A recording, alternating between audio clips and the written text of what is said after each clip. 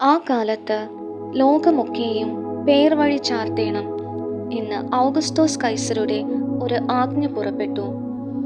കുറേന്യൂസ് സുറിയ നാട് വാഴുമ്പോൾ ഈ ഒന്നാമത്തെ ചാർത്തൽ ഉണ്ടായി. എല്ലാവരും ചാർത്തപ്പെടേണ്ടതിന് താന്താന്റെ പട്ടണത്തിലേക്ക് യാത്രയായി. അങ്ങനെ യോസേഫും ദാവീദിന്റെ ഗൃഹത്തിലും കുലത്തിലും ഉള്ളവൻ ആകൊണ്ട് തനിക്ക് വിവാഹം നിശ്ചയിച്ചിരുന്ന മറിയ എന്ന ഗർഭിണിയായ ഭാര്യയോടും കൂടെ ചാർത്തപ്പെടേണ്ടതിന് ഗലീലയിലെ നസ്രത്ത് പട്ടണം വിട്ട് യഹൂദിയിൽ ബേത്ലഹേം എന്ന ദാവീദിൻ പട്ടണത്തിലേക്ക് പോയി. അവർ അവിടെ ഇരിക്കുമ്പോൾ അവൾക്ക് പ്രസവത്തിനുള്ള കാലം തികഞ്ഞു. അവൾ ആദ്യജാതനായ മകനെ പ്രസവിച്ചു. ശീലകൾ ചുറ്റി വഴിയമ്പലത്തിൽ അവർക്ക് സ്ഥലം ഇല്ലായകയാൽ പശുത്തൊട്ടിയിൽ കിടത്തി. അന്ന് ആ പ്രദേശത്ത് ഇടയന്മാർ രാത്രിയിൽ ആട്ടിൻകൂട്ടത്തെ കാവൽ കാത്ത് വെളിയിൽ പാർത്തിരുന്നു. അപ്പോൾ കർത്താവിന്റെ ഒരു ദൂതൻ അവരുടെ അരികെ നിന്നു.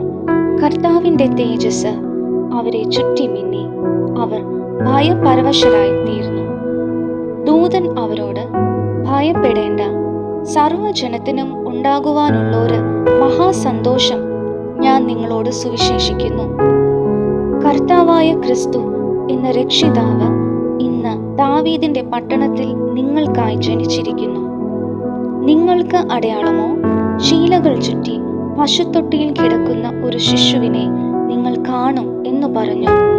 പെട്ടെന്ന് സ്വർഗീയ സൈന്യത്തിന്റെ ഒരു സംഘം ദൂതനോട് ചേർന്ന് ദൈവത്തെ പുകഴ്ത്തി, അത്യുന്നതങ്ങളിൽ ദൈവത്തിന്റെ മഹത്വം, ഭൂമിയിൽ ദൈവപ്രസാദമുള്ള മനുഷ്യർക്ക് സമാധാനം എന്നു പറഞ്ഞു.